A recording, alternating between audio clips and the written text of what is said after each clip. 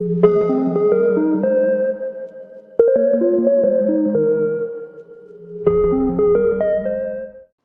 friends, this is Dr. Mamta Rathi. I welcome you all on my YouTube channel Dr. Mamta's Educational Plex. Friends, हम लोग देख रहे हैं financial accounting के multiple choice questions. अब तक हमने branch accounting, final accounts of non trading concern और इंडियन अकाउंटिंग स्टैंडर्ड के मल्टीपल चॉइस क्वेश्चंस को पढ़ लिया है। आज हम देखेंगे फिनेंशियल अकाउंटिंग के डिपार्टमेंटल अकाउंटिंग के मल्टीपल चॉइस क्वेश्चंस। तो शुरू करते हैं डिपार्टमेंटल अकाउंटिंग के क्वेश्चंस के साथ। When the accounts of all departments are maintained together in columnar form, it is known as unitary method, independent form, single entry, columnar form. जब भी डिपार्टमेंटल अकाउंट्स के डिपार्टमेंट के सारे अकाउंट जो है वो एक साथ कॉलमनर फॉर्म में टुगेदरली मेंटेन किए जाते हैं तो उसे कॉलमनर फॉर्म कहा जाता है। So option D, columnar form is the correct answer. Which can be directly identified with or incurred for particular department are called direct expenses, indirect expenses, monthly expenses, weekly expenses. Expenses जो directly identify किए जाते हैं या फिर इनकर किए जाते हैं पर्टिकुलर डिपार्टमेंट के लिए, वो डायरेक्ट एक्सपेंसेस होते हैं। Option A is the correct answer. Expenses which cannot be identified with a particular department are called direct expenses, indirect expenses, monthly expenses, weekly expenses. Expenses जो पर्टिकुलर डिपार्टमेंट के साथ directly identical नहीं होते उसे हम कहते हैं indirect expenses. Option B is the correct answer. Selling expenses should be divided among the different departments on the basis of light points, HP of horsepower of machine, sales ratio, floor area. अब selling expenses जो है वो different department में divide करेंगे on the basis of sales ratio. Option C is the correct answer. Rent and rates should be divided among the different departments on the basis of light points, horse power of machine, sales ratio, floor area. Rent and rates जो है वो floor area की basis पर divide किया जाता है, calculate किया जाता है। तो option D is the correct answer.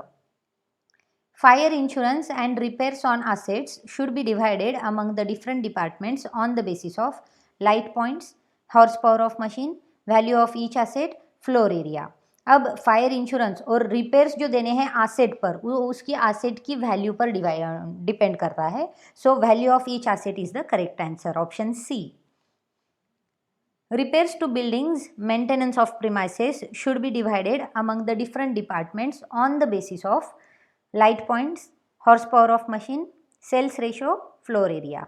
Repair, building का जो रिपेयर है या फिर प्रीमाइसिस का जो मेंटेनेंस है उसका जो बेसिस है वो है floor area. So option D is the correct answer.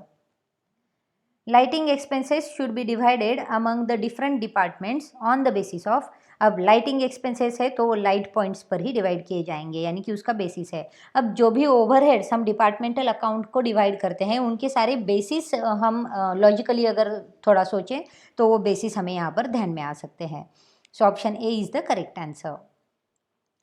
Carriage inward expenses should be divided among the different departments on the basis of light points, purchase value, sales ratio, floor area.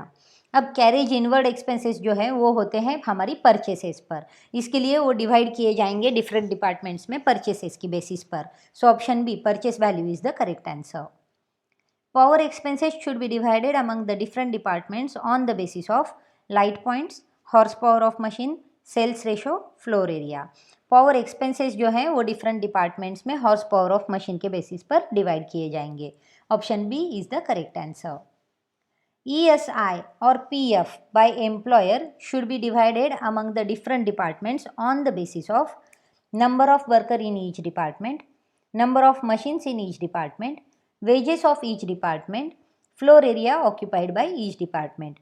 अब provident fund जो है वो employer अगर देता है employees को तो वो उसके हर डिपार्टमेंट के ऊपर जो वेजेस है उसके ऊपर डिसाइड होता है, या फिर ESI और PF जो है वो एम्प्लॉयर की तरफ से पेएबल होगा वेजेस ऑफ ईच डिपार्टमेंट की बेसिस पर। So option C is the correct answer. Indirect expenses is also called as prime cost, common expenses, direct expenses, management expenses. Indirect expenses को ही कॉमन एक्सपेंसेस भी कहा जाता है. So option B is the correct answer. Indirect expenses is also called as prime cost, management expenses, joint expenses, notional cost. Indirect expenses को भी joint expenses के नाम से जाना जाता है. Option C is the correct answer. Expenses which cannot be apportioned to department must be shown in the balance sheet, trading account, profit and loss account, profit and loss appropriation account. अब जो कुछ expenses है जो हमारी department को हम apportion नहीं कर सकते तो वो सारे एक्सपेंसेस हम हमारी प्रॉफिट एंड लॉस अकाउंट में लिखते हैं. So option C profit and loss account is the correct answer. When goods are transferred from one department to other department, they are called as interdepartmental transfer, outer departmental transfer, not a transfer, regular transfer. जब भी goods एक department से दूसरी department को transfer किए जाते हैं तो ये होता है inter departmental transfer. Option A is the correct answer. When goods are transferred from one department to other department, transferring the goods should be debited, credited, added, subtracted. Whenever goods are transferred from one department to other, then department transferring the goods should be credited. Option B is the correct answer. When goods are transferred from one department to other department, transferring the goods should be credited and department receiving the goods should be debited. जैसे कि अभी अभी हमने किया, जो transferring department है वो credit होगा और जो रिसीविंग डिपार्टमेंट है वो डेबिट हो जाएगा. So option A is the correct answer. In departmental accounts, expenses like director's fees, interest is transferred to balance sheet, trading account, general profit and loss account, profit and loss appropriation account. Departmental account में जो कुछ भी expenses होते हैं directors fees, interest की तरह के, वो ट्रांसफ़र किए जाते हैं general profit and loss account को. Option C is the correct answer. The departmental accounting enables a business firm to maximise dash. Departmental account business firm को किस चीज़ के लिए इनेबल करता है, जिसमें हम मैक्सिमम क्या करते हैं डिपार्टमेंटल अकाउंट में? प्रॉफिट, लॉसेस, कैश और एसेट. तो कोई भी बिजनेस फर्म का जो मेन ऑब्जेक्टिव होता है वो उसके प्रॉफिट को मैक्सिमाइज करना होता है. So option A profit is the correct answer. So here we have discussed various questions regarding our departmental account. I hope this series of financial accounting multiple choice question in which we have particularly discussed about departmental accounts will be helpful for you and you can study these questions for your exams, for your studies. Kindly make sure that these questions can be shared with your friends, with your colleagues, with your students also. So friends, we will meet in next video very soon. Till then, keep sharing, keep watching. Thank you.